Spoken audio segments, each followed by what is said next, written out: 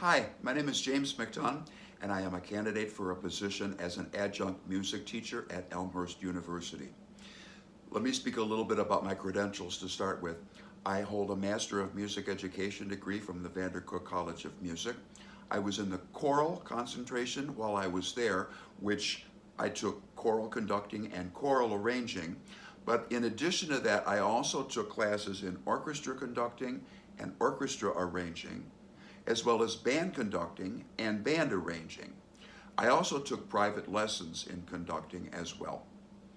I am an ASCAP affiliated award-winning songwriter, and I have over 30 songs currently published available through J.W. Pepper. So let's talk about our lesson today, which is about augmented sixth chords. In the lesson, I'm going to talk about what they are. I will talk about how we construct them, and then I will talk about what we use them for in the first place. Previously, the chords that we normally affiliate with a key are what we refer to as diatonic chords, meaning if we're in the key of C, a C major chord would be the tonic chord, a C, E, G.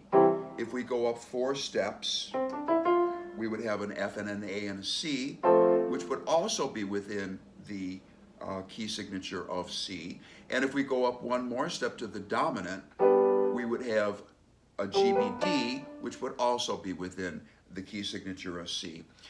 All diatonic chords, you can write many songs about them. Stephen Foster wrote 1,000 of them, which are fine. However, if we want our song to be a little bit more interesting, have a little more spice, a little more energy, we may want to consider using other chords like augmented sixth chords. The way that we would construct an augmented sixth chord is we would start, and we'll say that we'll do this in the key of C just to make things easy, is we will take our root note, which is C. I'm going to go up 6 notes, which would put me at A. I will take my A and I will flat it. So now that will give me an A flat. I'm going to construct the chord from the bottom and the top, and then I'm going to put the middle part in there after that. So now that I have an A, what I'm going to do is go up 6 more notes. A flat, B flat, C, D flat, E flat, F, which will put me at F, F. An F in the key of A flat is what we call a minor sixth, because F is in the key signature of A flat, but A flat is not in the key signature of F, so it's a minor sixth. I will take my F and I will sharp it, augment it. That's where we get the augmented sixth from.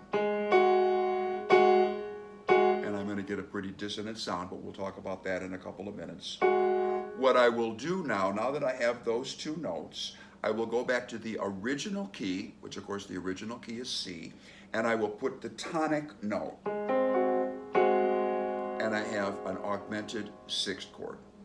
Now, that's nice and everything. We're almost done. However, this is one of 3 different kinds of augmented chords. It's what we refer to as the Italian augmented sixth chord, which it's disputed whether or not that really is from Italy or whether the Italians had anything to do with it. But it's a good name, so we might as well stay with that. As I say, it's one of 3 different kinds of augmented chords. If I were to place an augmented fourth above my root note, which would be a D, I would get what we refer to as a French augmented chord. That augmented fourth, if it was a D flat, it would be a perfect fourth because they are in each other's keys.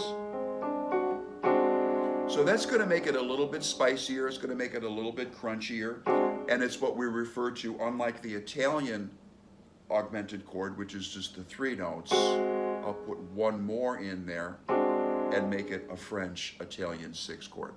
There's one more, it's not too much more complicated than that, but it is the German augmented sixth chord, and that would be to place a perfect fifth above the root.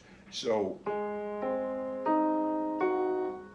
it would make my third note, the note in the middle, be an E flat. Now, what you may be saying is, wait a second, A flat, a C, an E flat, and a G flat is an A flat dominant 7 chord. It sounds the same, it is different in two reasons. It's different, first of all, in the way that we use it, and it's also different in the way that it is constructed. Remember, when we picked that note, we went to an F and sharped it, so it's a G sharp, an F sharp rather, not a G flat. Plus, the other thing is, it's depending upon how it is that we would use that, and how we would use that chord. And the way that we're going to use that is really the next part of what we're going to talk about. We use augmented sixth chords as a predominant chord. We know that we use 7 chords, dominant 7 chords, to create some dissonance or to create some spice.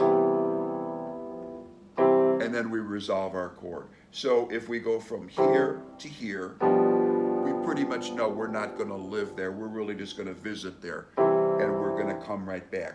So what an augmented sixth chord would be, it's the predominant chord. It would be the chord before the dominant. So if I take that C major chord in the first inversion, and play that, and then my dominant 7 chord, it will create tension on top of the tension. So I'm going from my C major triad to my augmented sixth chord to a major 7 chord to a C. Or if we wanted to do that in a choral setting, I would, let's say I wanted to create my chord like that. I always want to move to the note that is closest to that chord. So I want to end up with an A flat, a C, an E flat, and an F sharp. So the way that I would do that, here's my chord. I'm going to move my C down to A flat, because it's the closest note. I'm going to move the G down to F sharp, because it's the closest note. The E is just going to get flatted. Now I will do my sixth, but do my dominant chord, I'm going to move down to G. I'll just double my root, and then I'll come straight back.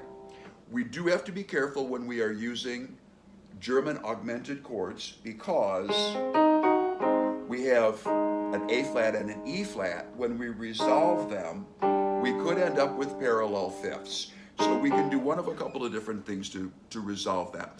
We could do what Mozart did, and we could just do them. You know, parallel fifths arguably are not bad as long as you don't do too many of them.